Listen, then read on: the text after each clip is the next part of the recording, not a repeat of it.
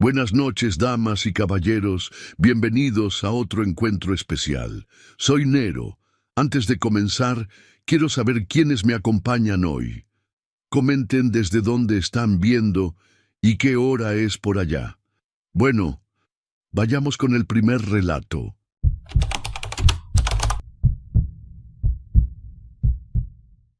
Buenas, Nero.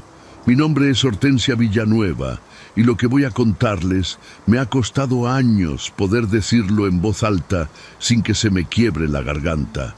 Crecí en una vecindad en Iztapalapa, de esas donde las paredes sudan humedad en enero y los niños aprenden a dormir con hambre antes de aprender a leer. Éramos 6 en un cuarto y medio, mi mamá, mi papá, mis 3 hermanos mayores y yo, que era la más chica. No teníamos nada especial, pero tampoco nos faltaba lo más urgente. Vivíamos al día, como dicen, aunque algunos días ni eso. Todo cambió cuando mi papá anunció que su abuelo, el bisabuelo Cástulo, vendría a vivir con nosotros. Nadie en la familia lo conocía bien. Era un hombre que había vivido solo en un pueblo de Guerrero durante décadas, casi sin contacto con nadie. Mi papá lo mencionaba poco y siempre con una mezcla rara de respeto y algo que yo, siendo niña, no sabía nombrar, pero que hoy reconozco perfectamente.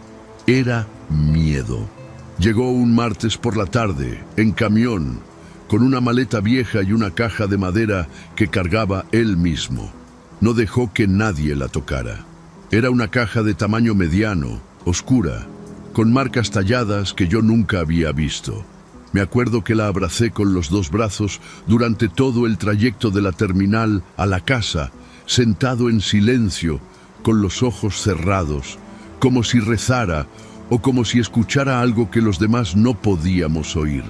El bisabuelo Cástulo era un hombre alto para su edad, seco como madera vieja, con manos grandes y callosas y una mirada que no se quedaba fija en nada, pero que te hacía sentir que lo veía todo. Casi no hablaba. Cuando lo hacía, era en voz baja y con palabras cortas. No era grosero, pero tampoco era cálido. Era como tener una presencia en la casa más que una persona, algo que ocupaba espacio de una forma distinta a los demás. Mi mamá lo recibió con todo el respeto que pudo. Le cedimos el cuarto pequeño, que era donde guardábamos cachivaches, y lo limpiamos lo mejor que pudimos. Él acomodó sus cosas en silencio, puso la caja en la esquina y esa misma noche escuché desde el pasillo un sonido bajo y continuo que venía de su cuarto. No era cantar, no era hablar, era algo intermedio que no supe explicarle a nadie, porque nadie me hubiera creído. Los primeros días con el bisabuelo Cástulo en casa fueron extraños, pero tranquilos. Él estableció sus propias reglas sin pedirle permiso a nadie, y lo curioso es que todos las obedecimos sin cuestionarlo. No se podía tocar la caja, no se podía entrar a su cuarto sin avisar, y había que dejarle un vaso de agua con sal gruesa cada noche afuera de su puerta. Mi mamá lo hacía sin chistar, aunque yo la vi fruncir el ceño la primera vez que él se lo pidió.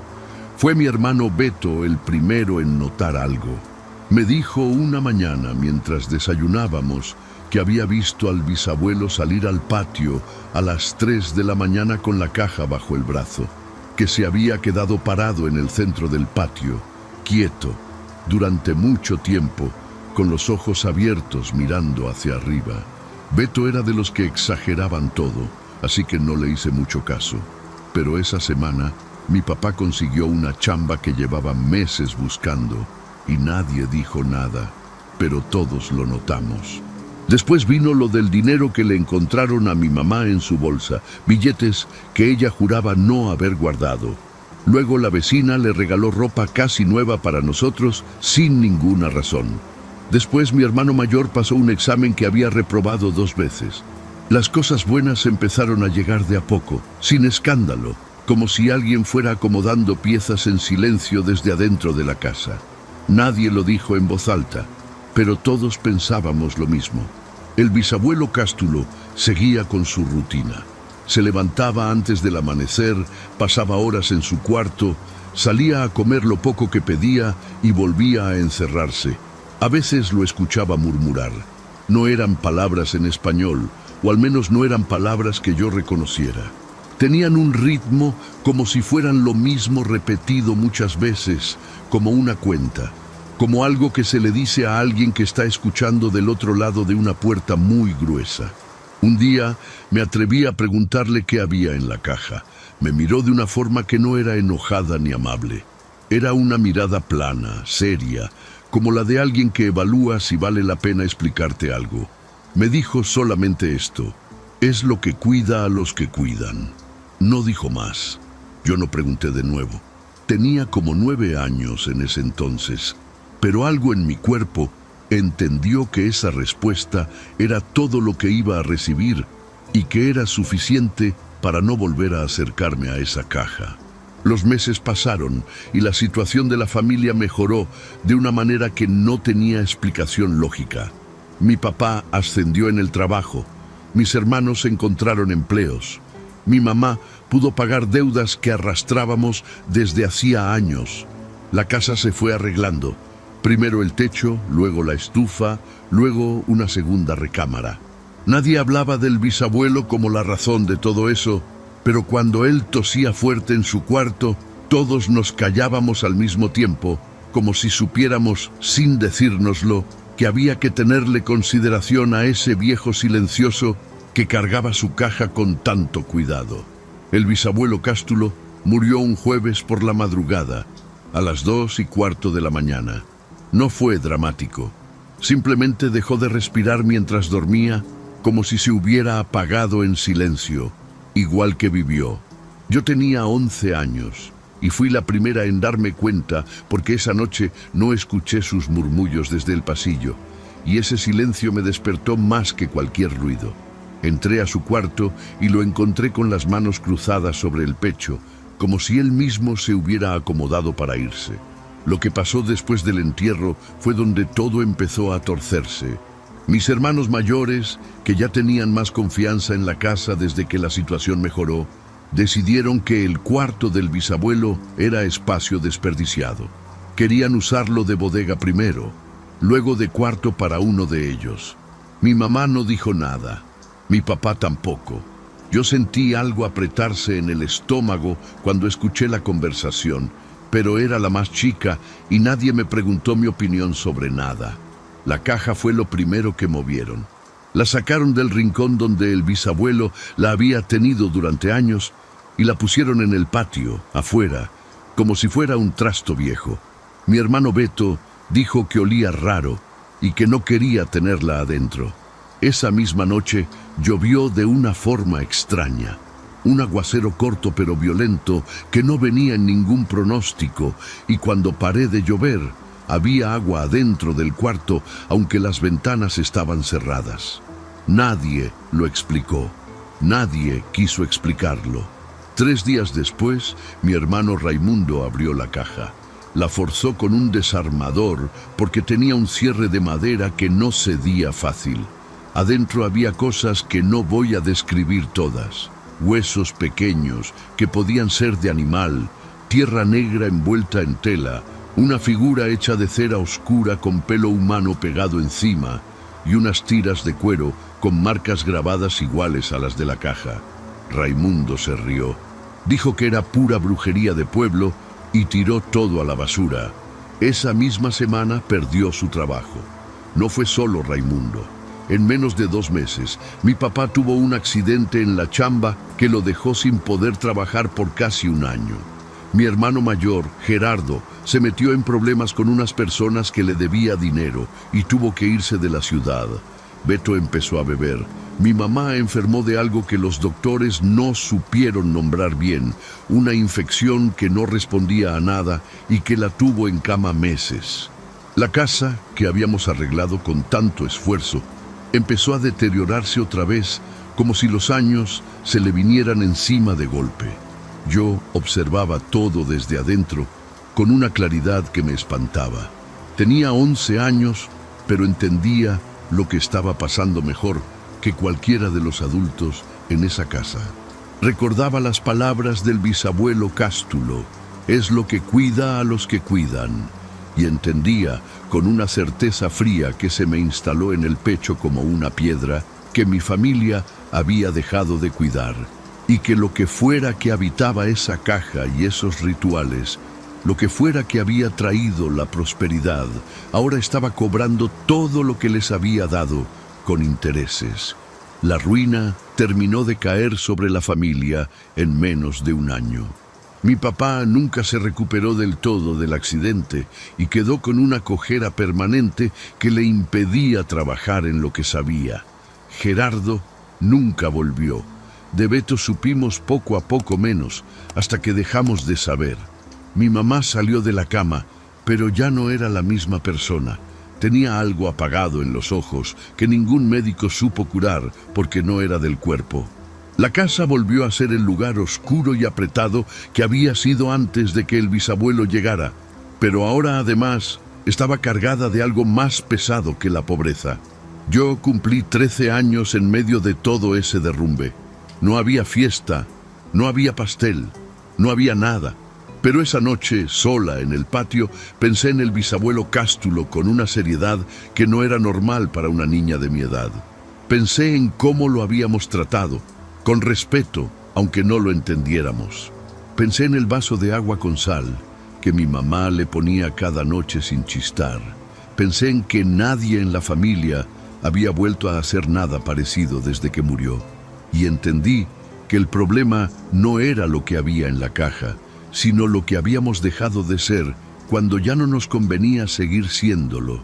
Busqué en la basura durante 2 días. La figura de cera no la encontré, pero sí recuperé una de las tiras de cuero con las marcas grabadas que Raimundo había tirado. Estaba sucia, pero entera. No sé por qué no la habían recogido los del camión. Quizás porque había caído detrás de unos botes. La limpié con cuidado. La envolví en una tela limpia como había visto que el bisabuelo hacía con sus cosas, y la puse en el rincón de mi cuarto, el mismo rincón donde él ponía la caja. Esa noche dormí de corrido por primera vez en meses. No voy a decir que las cosas mejoraron de golpe porque no fue así. Fue lento, como siempre son las cosas reales. Mi papá encontró un trabajo sentado que podía hacer con la pierna mal.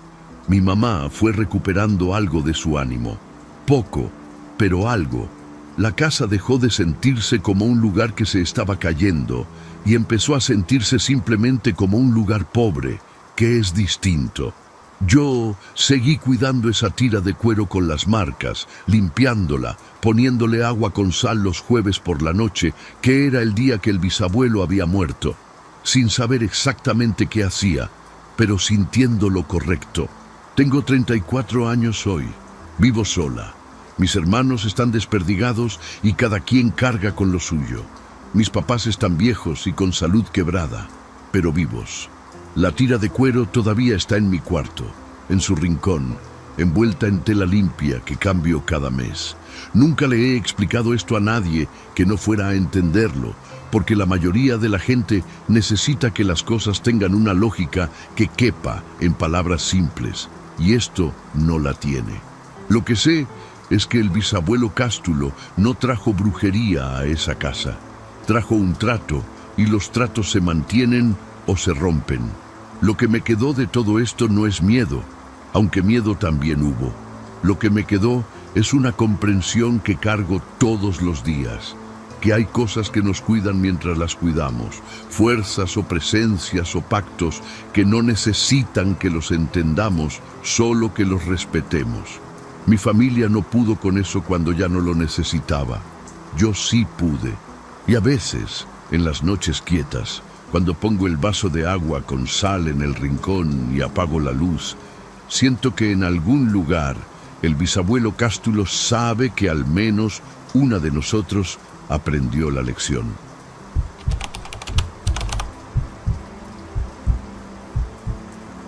¿Qué tal, Nero?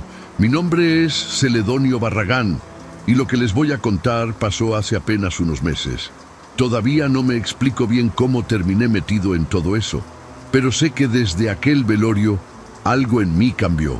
No de golpe, no de manera obvia, Fue más bien como cuando una mancha de humedad empieza a crecer en la pared, despacio, casi imperceptible, hasta que un día volteas y ya cubrió todo. Así fue como me pasó a mí. Mi tío Próspero murió un martes a las 3 de la tarde. Era un hombre al que pocos querían, pero al que muchos le debían.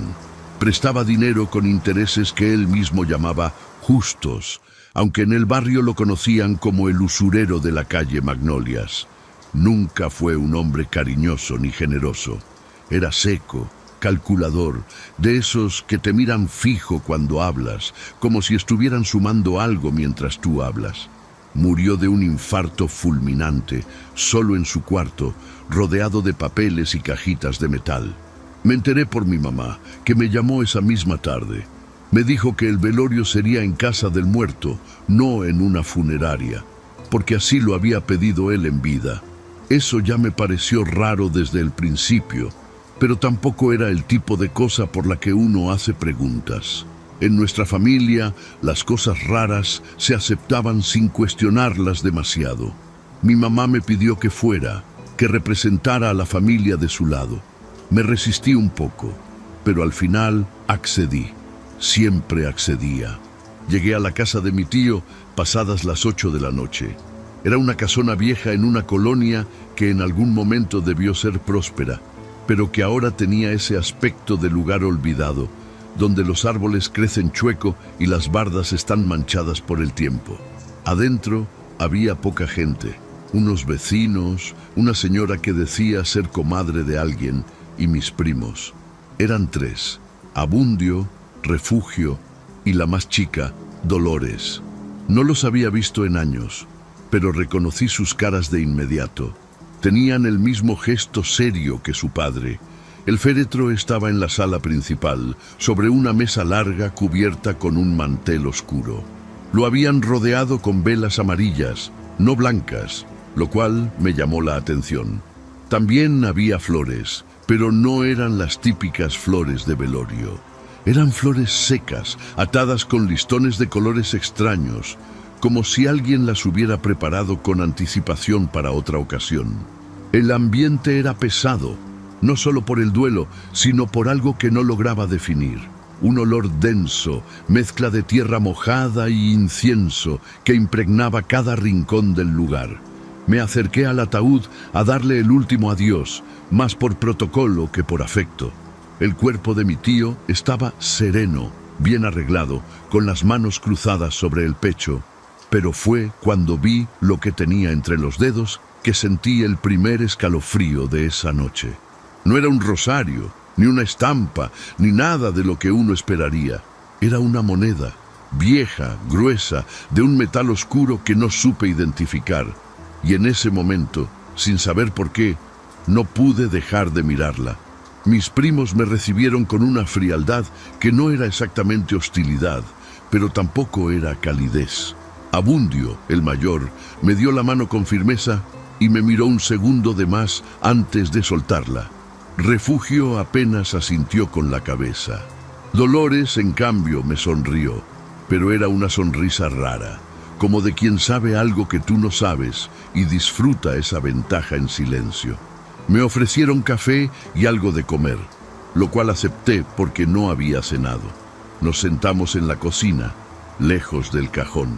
Estuvimos un rato hablando de cosas sin importancia. El calor, lo rápido que se fue mi tío, los trámites del entierro. Pero en algún momento la conversación fue cambiando de tono. Fue gradual, casi natural, como cuando el cielo cambia de color antes de que empiece a llover y uno no se da cuenta hasta que ya está nublado. Abundio empezó a hablar del negocio de su padre, de cómo lo había construido solo, de la disciplina que requería manejar dinero de esa manera. Hablaba con un respeto que me resultaba incómodo. Refugio fue el que soltó la primera frase que me puso en alerta.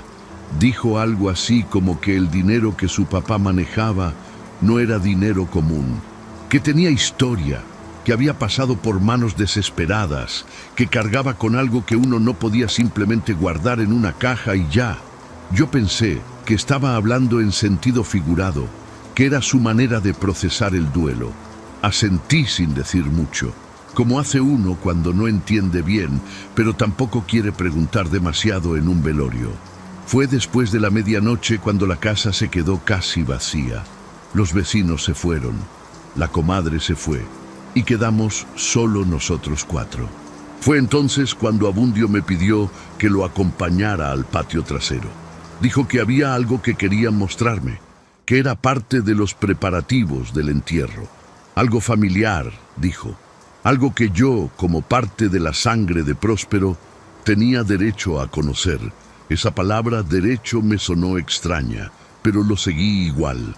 El patio era grande y oscuro.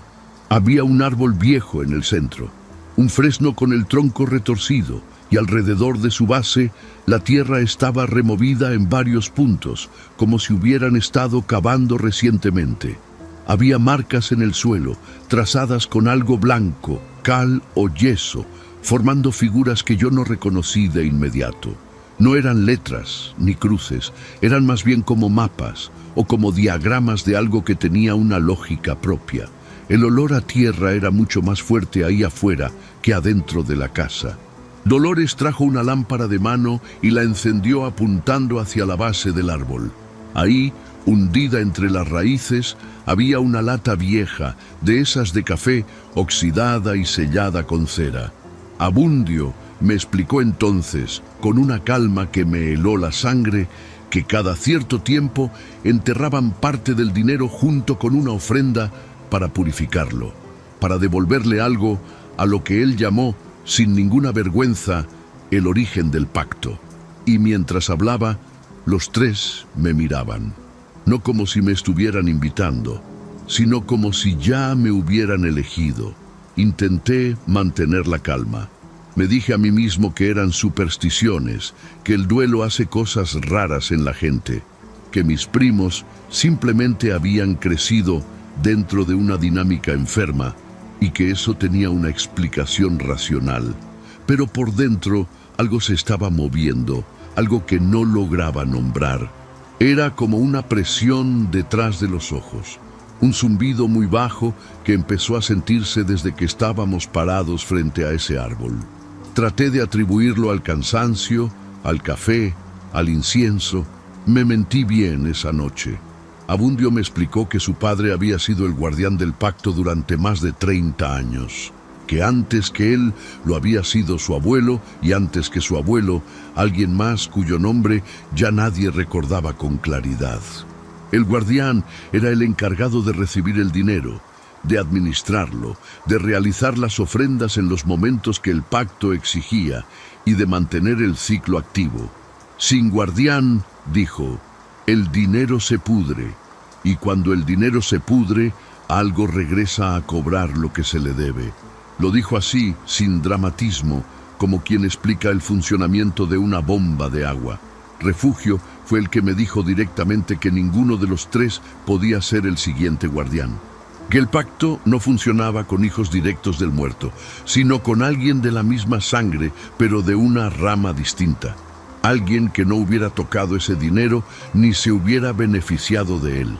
Mientras lo decía, me miraba fijo, sin parpadear. Yo era el único primo por parte materna que había aparecido esa noche. El único que cumplía con eso que ellos llamaban la condición. Y los tres lo sabían desde antes de que yo llegara. Fue en ese momento cuando quise irme. Lo dije sin rodeos, que yo no tenía nada que ver con eso, que lo sentía mucho por la muerte de su padre, pero que no iba a participar en ningún ritual. Abundio no se alteró, solo asintió despacio, como si mi reacción también estuviera contemplada dentro de algún plan. Dolores recogió la lámpara del suelo y empezó a caminar de regreso a la casa sin decir nada. Refugio me puso una mano en el hombro, suave, casi con lástima, y me dijo que no había problema, que lo entendían perfectamente. Entré a la casa, tomé mi chamarra de la silla donde la había dejado y me despedí rápido. Abundio me acompañó hasta la puerta principal, me la abrió, me dijo cuídate con una voz completamente normal y eso fue todo. Salí a la calle y caminé rápido hacia mi carro, que había dejado estacionado a media cuadra. La noche estaba quieta, no había nadie afuera. Arranqué el motor, puse primera y me alejé de esa casa sin voltear. Iba convenciéndome de que todo había sido una familia perturbada y nada más, que al día siguiente me reiría de haberme asustado. Paré en una gasolinera que estaba abierta, como a 20 minutos de la colonia. Bajé a comprar agua porque tenía la boca seca. Metí la mano en la bolsa delantera de mi pantalón a buscar el dinero y entonces lo sentí. Era gruesa, fría, más pesada de lo que debería ser una moneda normal. La saqué despacio, bajo la luz blanca del local, y la reconocí de inmediato. Era la misma moneda que había visto entre los dedos de mi tío muerto, ahí dentro del ataúd, apenas unas horas antes. Me quedé paralizado bajo esa luz de gasolinera con la moneda en la mano. Mi primer pensamiento fue que alguien me la había puesto en la bolsa durante la noche, que Abundio o Refugio me la habían deslizado cuando no estaba viendo. Eso tenía sentido, eso era explicable. Volví al carro, la envolví en un recibo viejo que tenía en la guantera y la dejé ahí sin tocarla más. Me dije que al día siguiente la tiraría, o se la devolvería a mis primos, o simplemente la dejaría caer en cualquier bote de basura del camino. Esa noche llegué a mi departamento y no dormí bien. Al día siguiente no la tiré, tampoco al siguiente. El recibo seguía en la guantera y yo seguía sin abrirla, pero tampoco podía dejar de saber que estaba ahí. Era una presencia, no de esas que dan miedo de frente, sino de las que se instalan en una esquina de la mente y desde ahí van jalando la atención sin pedir permiso. Empecé a notar que cuando manejaba, la mano derecha se me iba sola hacia la guantera. No la abría, solo la dejaba apoyada encima, como si necesitara confirmar que la moneda seguía ahí. Siempre estaba. Fui al entierro de mi tío 2 días después. Mis primos estaban ahí, tranquilos, correctamente vestidos de negro.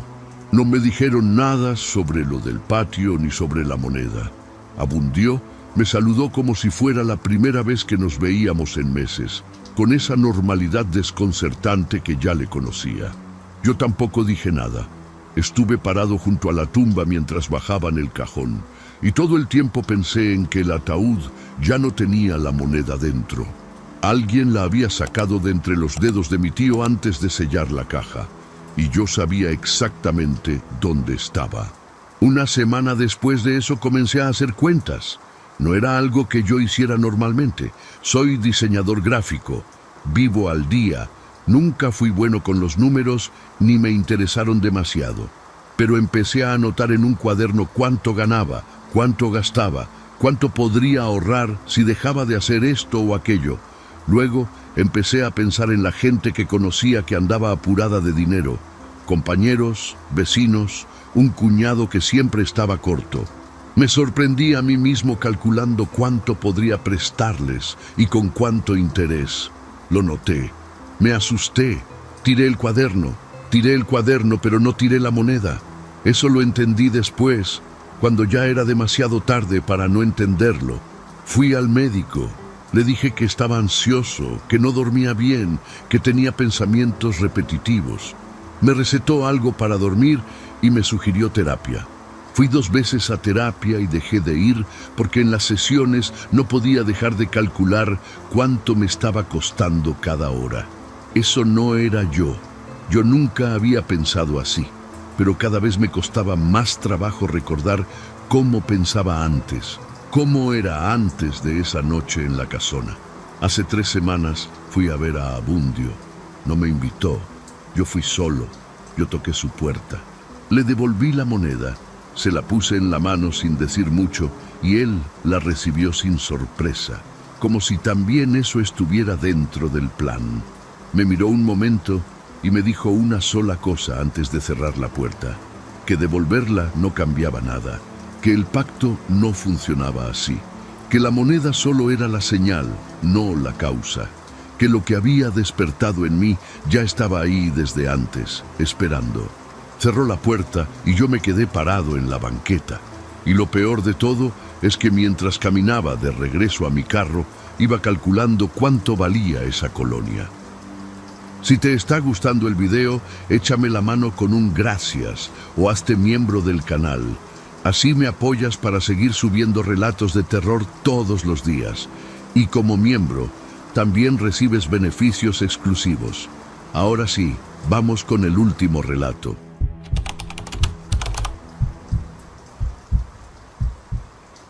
Hola, Nero. Me llamo Remedios Altamirano Cervantes, soy de Monterrey y lo que voy a contarles me costó el sueño durante meses. Entré a trabajar como enfermera de guardia nocturna en una clínica privada del sur de la ciudad, por allá de la colonia Mitras. Necesitaba el dinero, era un turno de 12 horas y el sueldo era mejor que en el IMSS. No pregunté mucho cuando me contrataron. Solo firmé papeles, recibí mi uniforme y me dijeron que empezaba el lunes siguiente a las 10 de la noche. La clínica se llamaba Centro Médico Villanueva y era un edificio de 3 pisos que desde afuera parecía completamente normal. Adentro, sin embargo, tenía esa clase de silencio que no es tranquilo sino pesado, como si el lugar guardara algo. Los pasillos eran angostos, con lámparas de luz fría que zumbaban apenas perceptible, pero constante. El recibidor olía a desinfectante mezclado con algo dulzón que nunca pude identificar. Desde la primera noche sentí que ese olor no era limpieza, era encubrimiento. El doctor Guillermo Villanueva había fundado la clínica hacía casi 20 años. Era especialista en cirugía general y tenía fama en la zona de ser muy hábil con el bisturí, aunque también corrían rumores sobre él que nadie decía en voz alta. Había muerto 3 meses antes de que yo llegara, de un infarto fulminante, solo en su consultorio del 2º piso, a las 11:15 de la noche. Lo encontró el velador al día siguiente. Nadie explicó bien por qué había estado ahí tan tarde, si no había ningún paciente programado esa noche. Me tocó ese consultorio como parte de mi ronda. Cada madrugada pasaba frente a su puerta, que siempre estaba cerrada con llave, y había algo en ese cuarto que no me gustaba. No sé describir bien qué era exactamente. No era un sonido ni un olor diferente. Era más como una sensación de presencia, como cuando alguien está parado muy cerca de ti por atrás, y todavía no lo ves, pero ya lo sientes. Me decía a mí misma que eran nervios de ser nueva, que cualquier lugar oscuro de madrugada intimida. Los primeros días me dediqué a aprender la dinámica del turno. Éramos poca gente de noche. Yo, un médico de guardia que casi siempre dormitaba en su cubículo, un velador de nombre Beto y a veces una auxiliar de enfermería llamada Graciela, que llegaba a la 1 de la mañana para apoyar. Poca comunicación entre nosotros, cada quien en lo suyo. Los pacientes hospitalizados eran generalmente pocos, no más de 7 u 8, casos posoperatorios o en observación. Nada que justificara sentirse nerviosa. Al 4.º día, noté algo que no supe cómo interpretar en ese momento. Cuando llegué al archivo para revisar los expedientes de los pacientes activos, encontré 3 carpetas fuera de su lugar, abiertas sobre el escritorio. Pensé que alguien del turno vespertino había sido descuidado.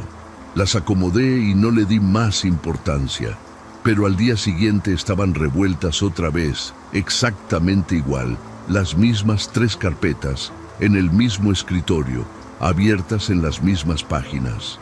Y esa noche fue cuando empecé a prestar atención de verdad. Las carpetas que aparecían revueltas no eran de cualquier paciente. Me di cuenta de eso la 3.ª vez que las encontré fuera de lugar. Eran siempre los mismos expedientes. El de una señora de 58 años, operada de vesícula. El de un hombre de 43, al que le habían retirado un tumor abdominal. Y el de una joven de 26, con una apendicitis que había complicado más de lo normal. Los 3 habían sido operados por el doctor Villanueva. Los 3 habían tenido recuperaciones largas y llenas de complicaciones extrañas. Empecé a revisar esos expedientes con más cuidado. No soy médico, pero llevo años en enfermería y sé leer una historia clínica. Lo que encontré me generó preguntas que no me atrevía a hacerle a nadie. Las notas quirúrgicas tenían correcciones hechas a mano, fechas que no cuadraban con los registros de ingreso, y en un caso había una hoja completa que claramente había sido reemplazada, porque el papel era diferente al resto del expediente. Alguien había modificado esos documentos y lo había hecho con cuidado, pero no con suficiente cuidado. Decidí llevar un registro por mi cuenta. Comencé a tomar fotos con mi celular cada vez que llegaba al archivo, antes de tocar nada. Así podía comparar el estado de las carpetas noche con noche. En menos de una semana tenía evidencia clara de que los expedientes se movían durante las madrugadas, entre las 2 y las 4 de la mañana aproximadamente, que era cuando el movimiento en la clínica era prácticamente nulo. Beto, el velador, rondaba la planta baja. El médico de guardia dormía. Graciela y yo estábamos en los cuartos de los pacientes. Le pregunté a Graciela si alguna vez había notado algo raro en el archivo. Me miró de una forma que no supe descifrar bien, entre extrañada y incómoda, y me dijo que no, que ella nunca entraba ahí de madrugada porque no tenía necesidad. Le mencioné las carpetas revueltas y se encogió de hombros. Me dijo que seguramente era alguien del turno matutino que dejaba las cosas mal y que yo lo notaba porque era muy observadora.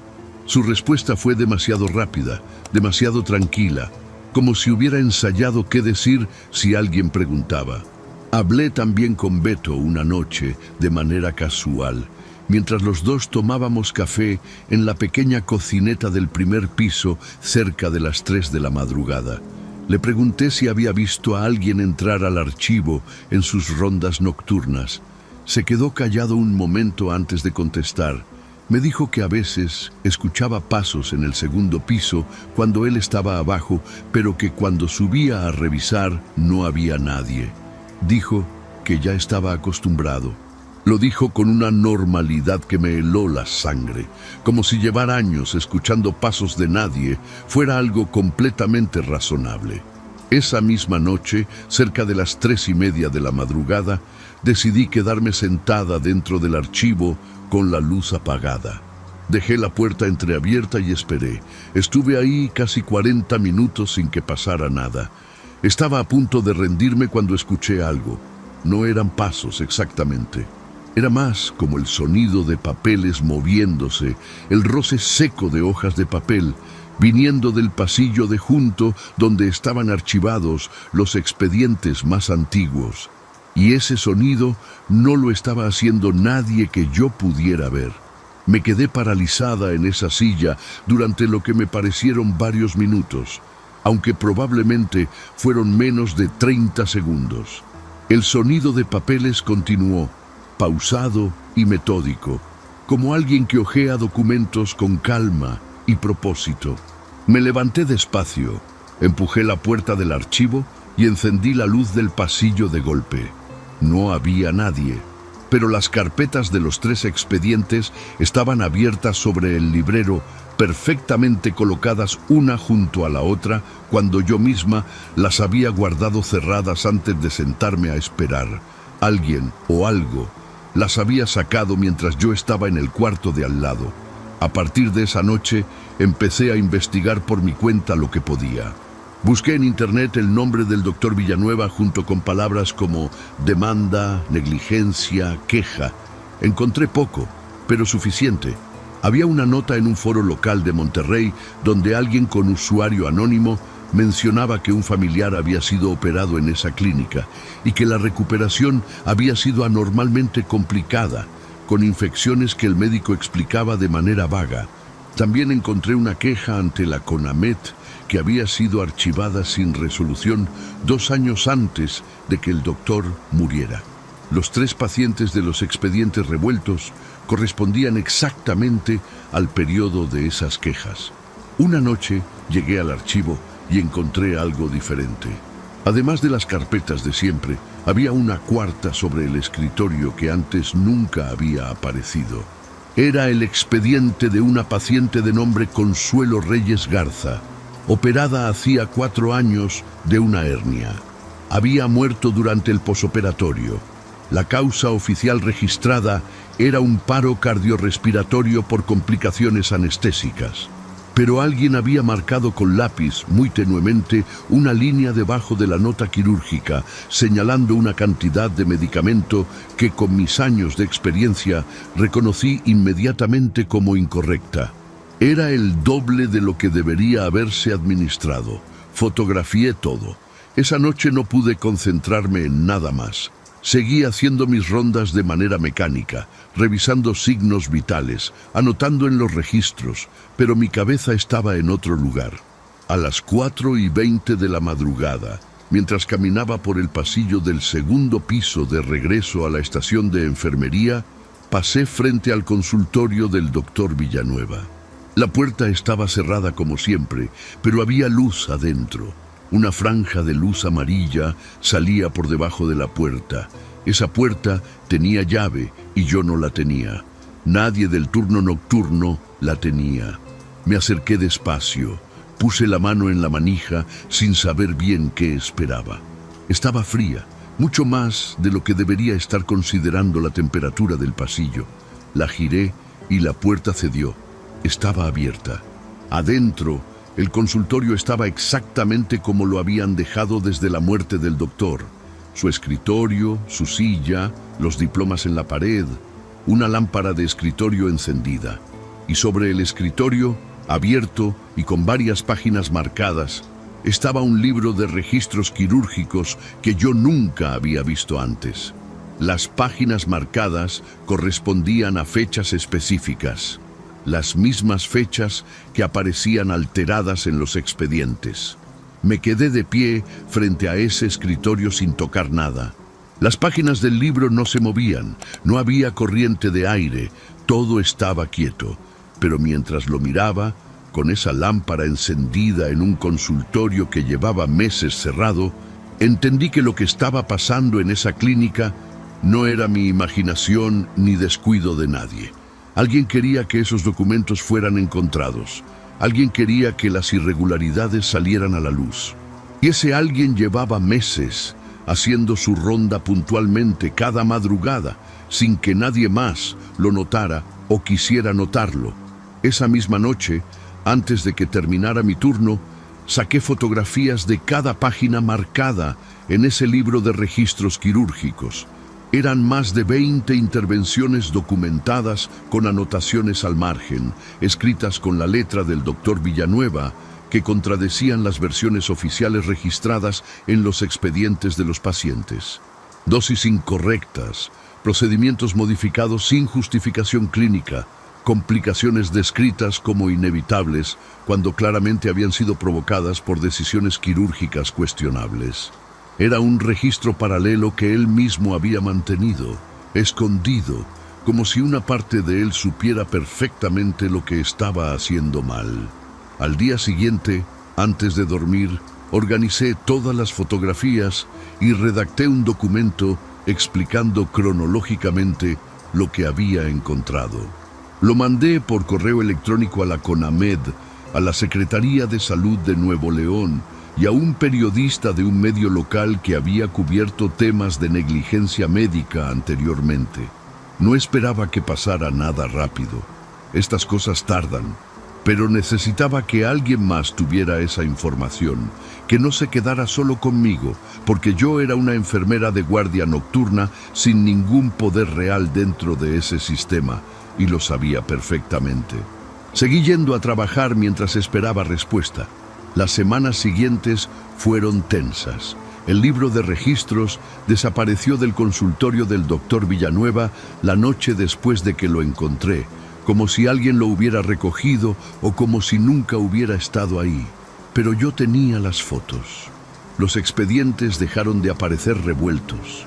El pasillo del segundo piso volvió a estar completamente oscuro y silencioso cada madrugada. Era como si aquello que había estado moviendo papeles durante meses hubiera terminado su trabajo y ya no tuviera nada más que mostrarme. La Secretaría de Salud abrió una investigación formal 2 meses después de mi denuncia. Citaron a los socios de la clínica, revisaron archivos, entrevistaron personal. A mí me tomaron declaración en 2 ocasiones. Descubrieron que el doctor Villanueva había alterado sistemáticamente registros quirúrgicos durante al menos 6 años, encubriendo complicaciones que en varios casos habían resultado en muertes que fueron clasificadas incorrectamente. La clínica fue clausurada preventivamente mientras duraba el proceso. Nunca volvió a abrir. Los socios enfrentaron procedimientos legales que, hasta donde supe, siguen en curso. Renuncié antes de la clausura. No podía seguir trabajando ahí después de todo lo que había pasado. La noche que entregué mi renuncia, hice mi última ronda completa por los pasillos vacíos. Pasé frente al consultorio del doctor Villanueva por última vez. La puerta estaba cerrada y oscura, sin ninguna luz filtrándose por debajo, sin sonidos, sin esa sensación de presencia que me había acompañado durante meses. Era solo una puerta cerrada en un pasillo silencioso. Fue la primera vez desde que empecé a trabajar ahí que ese lugar me pareció verdaderamente vacío. No sé en qué creo exactamente después de lo que viví en esa clínica. No soy una persona supersticiosa y tampoco pretendo serlo ahora, pero sí sé que durante meses algo movió esos expedientes con una precisión y un propósito que ninguna explicación lógica me ha terminado de satisfacer. Lo que sí tengo claro es esto: hubo personas que murieron en esa clínica sin que nadie respondiera por ello, y sus historias estaban ahí, en esas carpetas, esperando que alguien las leyera. A veces pienso que lo único más inquietante que lo que encontré es imaginar qué hubiera pasado si yo nunca lo hubiera notado. Gracias por llegar hasta aquí. En la pantalla tienes 2 videos más que seguro te van a encantar para seguir con el terror. Nos vemos en la próxima historia.